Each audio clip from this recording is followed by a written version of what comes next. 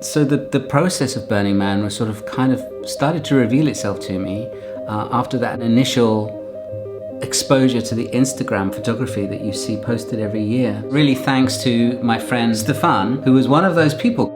It was always too late, too early to get the tickets for next year, and you know what that's like, you kind of forget about it. Burning Man! Crazy lunar landscape with huge rocks in the background and like a massive desert in the middle, filled with art. A set of guidelines is provided in the form of 10 principles. Just like nothing I'd ever seen before, and it's just popping up in photo feeds. I was just insanely jealous. I just thought, like, how can I get myself there? They call it an experiment in art and community. You just wouldn't find it anywhere else. I need to find a way to get there. So, you guessed it, this is the start of the Burning Man trip. It's a very interesting event about which to make any kind of short film because, well, there's so much you can say about it. I know I've been posting about this previously. Let's be honest, I just needed to pull my head out of my arse and do it. So this is what this is.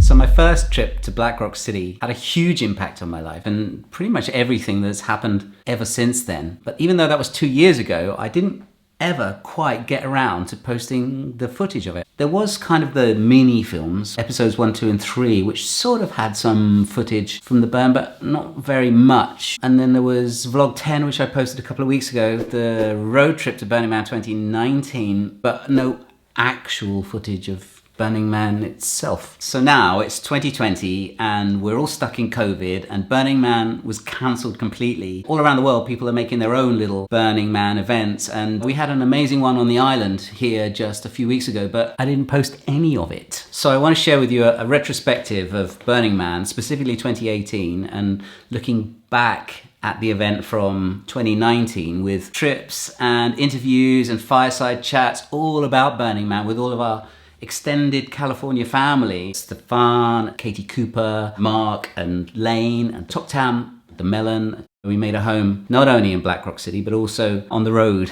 to Black Rock City. Let's see those clips.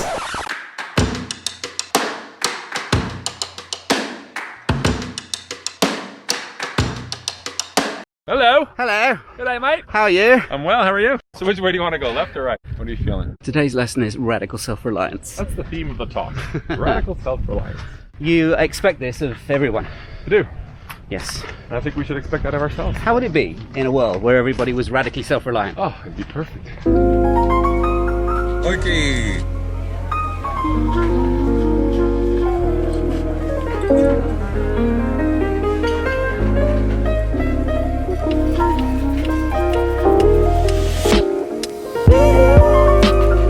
We're gonna watch the sunset.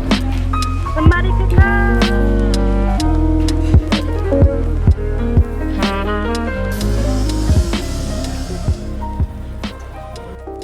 I would describe Burning Man as a sacred space, whatever that means to you. Right? It's an environment where you're able to explore who you are, how you want to interact with the world, how you take things in, and how you show up in the world. You know, and if that's in alignment with where you're at in normal life and default world, cool, great. But if it's not, that's the time where you're able to kind of reassess who you really are. Burners come in all shapes and sizes, right? Everyone experiences it differently. If you're like stuck in a job that's so regimented and deep down inside you're an artist and you get inspired by the art, you'll have profound experiences. The key thing here is, you know, we can all coexist with respect, and I found that there. It's such an open platform for everyone. Waldo's not that famous. Waldo's not that famous. Waldo's not that famous. It's like a town where everybody rides bicycles, cars only drive at 5 miles per hour, and cars are always art cars. You're going to be stuck in a whiteout, which is a dust storm that you can't see further than your hand, so there's no way to know where you are, how to find shelter. So you carry a backpack with provisions to keep you alive in such a situation. Did you want some espresso martini? Martini, everything is free. It's free. The reason for this is the principle of gifting. I mean, that's just extraordinary, no? Taco! Is your face okay? Yeah, it's fine. Do you want some rose water for it? Do you want an apple? I can take an apple. A bit like Christmas, right? Christmas, Christmas. We're all Santa Claus here. And we're all little kids accepting gifts. Yeah? Is that good? Yeah, we're talking to the world. Oh, Yeah. Say hi to the world. hi world. Is it on? This is Katie Cooper. Super duper Kitty Hi. Cooper, aka Smokey Pickles. It's like a utopian scenario. It's to set an example for everybody else in the world to follow. Chip.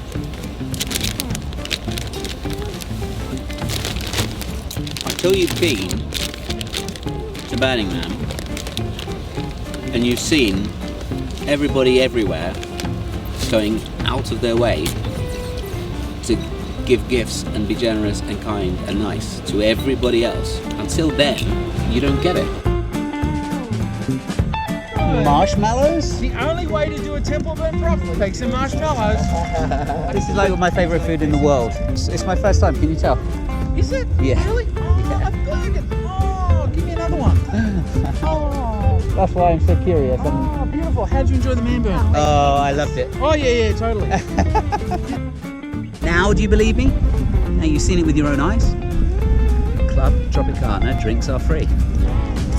And ice creams and marshmallows, evidently. Toffee popcorn, alcohol, hugs, love, sex, everything.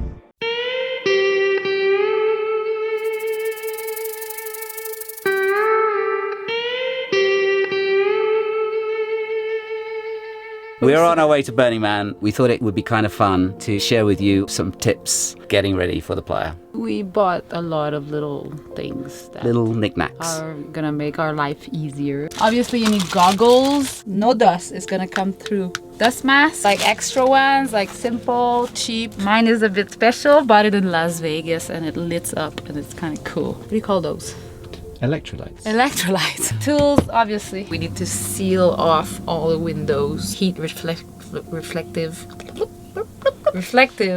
insulation paper or whatever you call it, so the heat doesn't come out and gets reflected out. This is a big one. Emergency first aid box. Your body is obviously going to suffer and you're not necessarily going to know that it's happening. So it's quite important to have your typical kinds of vitamins, all kinds of different stuff here. You choose whatever works for you. Water. Well, everybody recommends 1.5 gallon per person per day. You don't want to run out of water in the dust.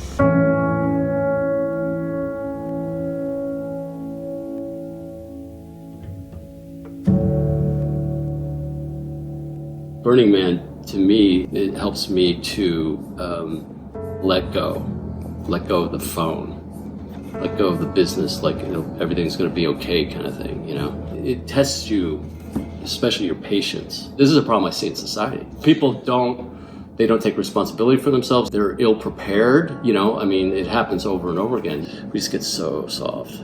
It's so soft, and it's not necessarily a physical thing. It's a mental thing. Like, what is uncomfortable? You know what I mean? It's what you're telling yourself is uncomfortable. 5, 4, 3, 2, 1, go!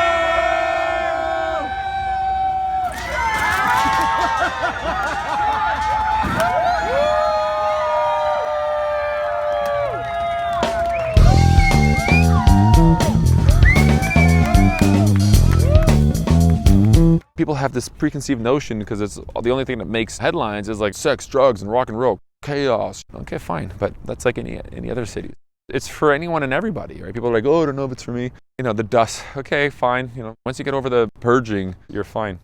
Of course, the spirit of LA is different than the spirit of Paris or New Orleans, but essentially, once you get into the microcosms of the city, they're all similar. They all have a jazz bar, they all pretty much have a strip club, or they all have a, you know, yoga, they all have churches. We're all creating the experience for each other. So if you're a health freak and you want to do all the wellness thing, go to the yoga studios. You know, they have that in every city, just like they do at the Burn. You can spend time on doing all the classes. There's so much there. You don't have to go to the Orgy Dome. It's for anyone and everybody.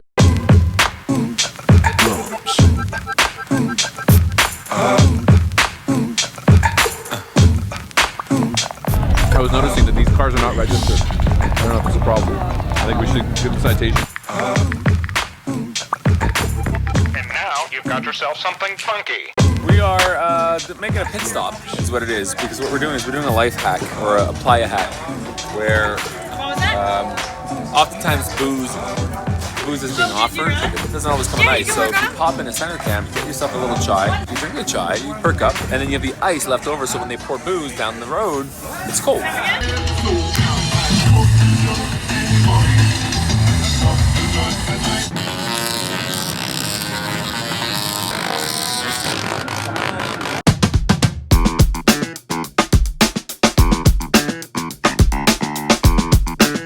What is this, documentary? Is this an interview? No, this is a Burning Man film. Oh, this is a Burning Man film. I had no idea you were doing This Burning is Man. your take on Burning Man.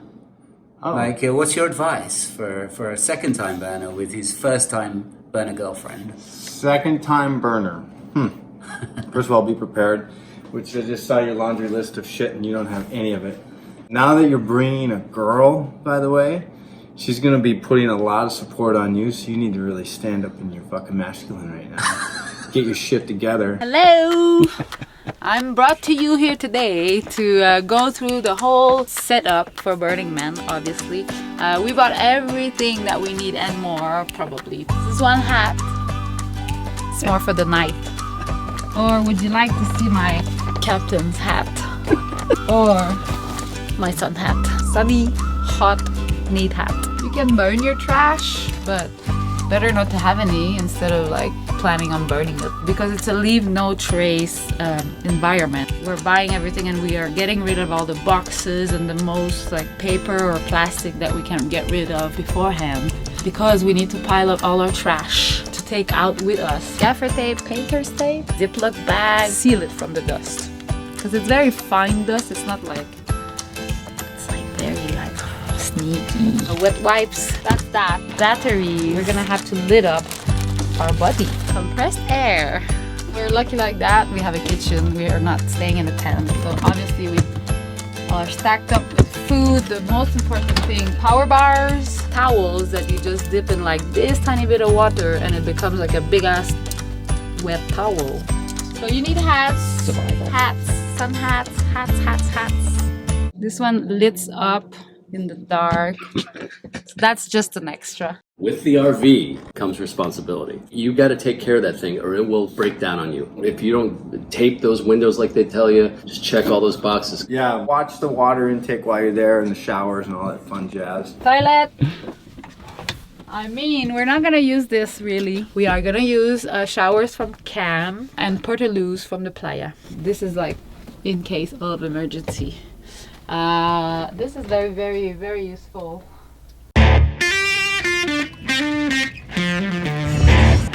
This is what we want.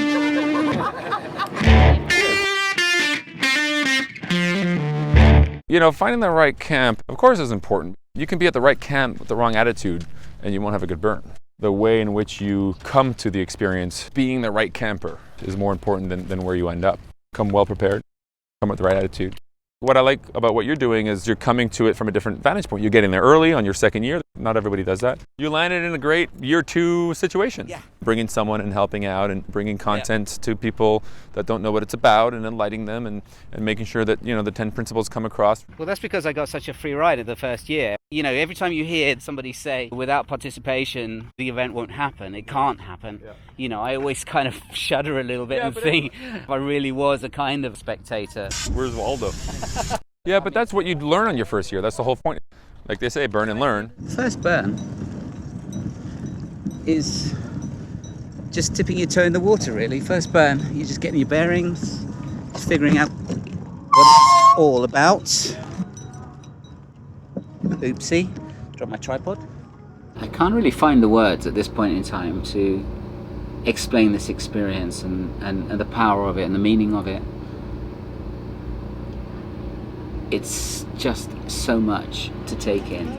I'm gonna do this out of She's your got mind. the talking stick. I guess I was. How many times? That was my 6th one, I guess. Oh, okay, so right. No, tell your experience. I think it's an amazing experience. I mean, it's hard to explain, but this kind of life that is not totally hippie, but is, I don't know what to call it, but it's amazing that it gives a glimpse of like spirituality. no matter how much you hear about it, but the experience is something else. It's way, way more beyond something else. No matter how much you're in a luxury camp, or still the struggling part, it's super challenging.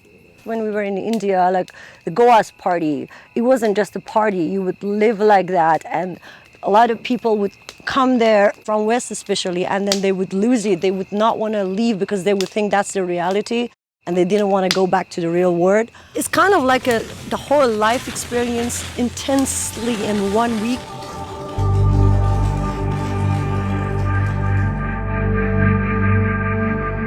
The second half of the burn has been incredibly emotional. It kind of started in the temple. It's a place of meditation, it's a place of profound reflection. It brings you to an understanding of where you're at in your life and what are the things which are really powerful and really meaningful to you. It's truly a rock. That's the apple. It's the soda. I really resonate with the temple because you can come and celebrate something, you can come and mourn someone, you can come and just, observe and take in those who have passed. And, I love just walking there and reading stories of people who I have no idea.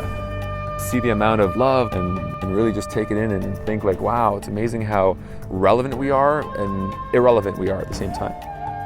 And then to just see it burn in the end and that cathartic release.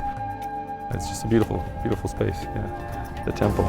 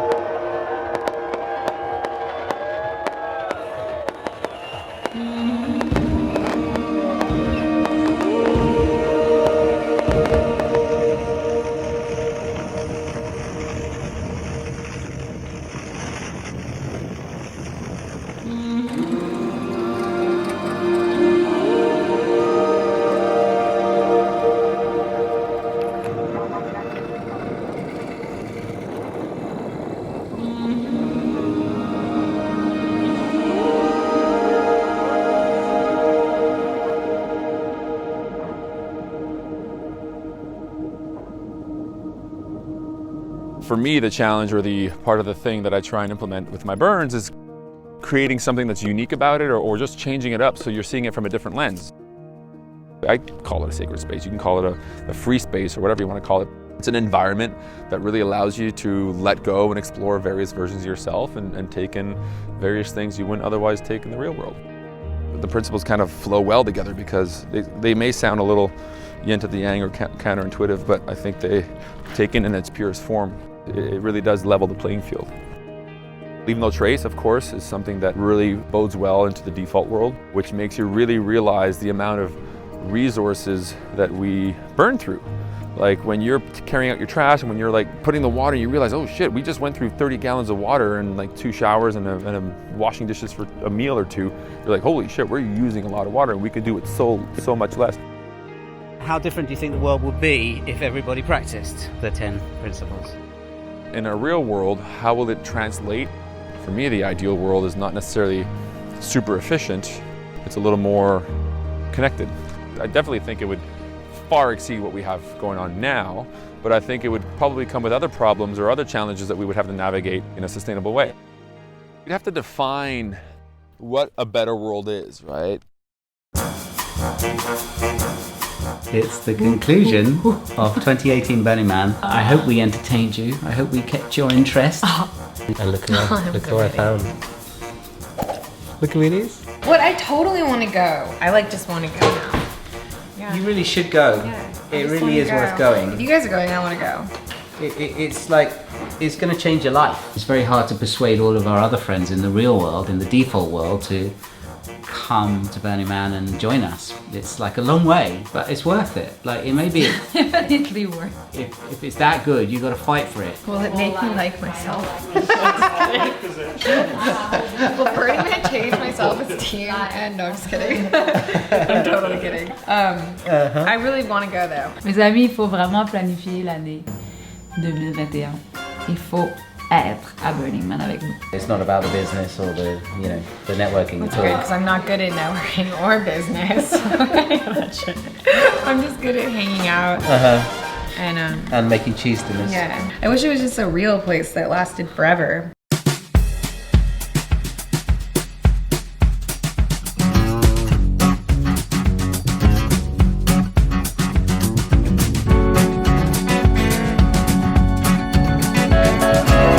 Never guess the places that I've been. You never guess the places that I've been. Cause everything is like a dream, yeah, but only in that dream that I live in. I'm never gonna let the day begin. Never gonna let the day begin. Cause everything is like a dream, yeah, but only in that dream that I live in. Oh, don't wake me up before you go, and I'll just make this bed my home. Oh, darling, please just let me sleep. Give me my dreams.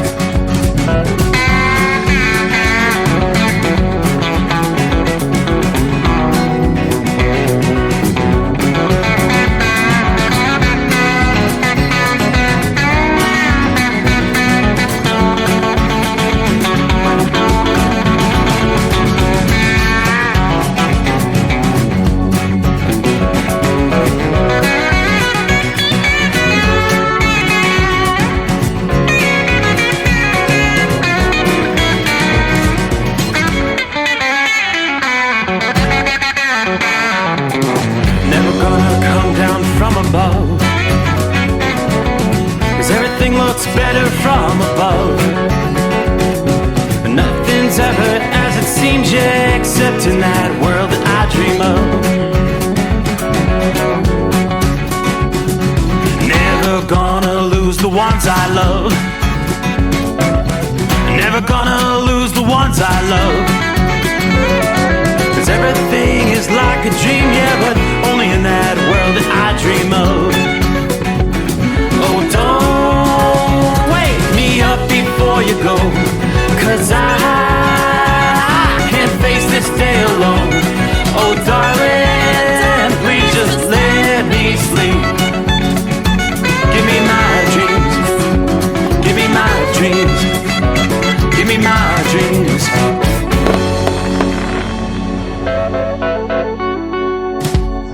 We've just been hanging out in Los Angeles, trying to recover from our Burning Man experience and trying really hard to reconnect with normal everyday life without talking about Burning Man or comparing it to Burning Man every few seconds. Rule 1, you don't talk about Burning Man. Rule 2, never talk Never about talk about Burning Man. Rule 3, talk about it all the fucking time. So, yes, check this place out. Just chilling. Let's do this again. 2 peas in an LA pod. A little different this time. Chilling like villains.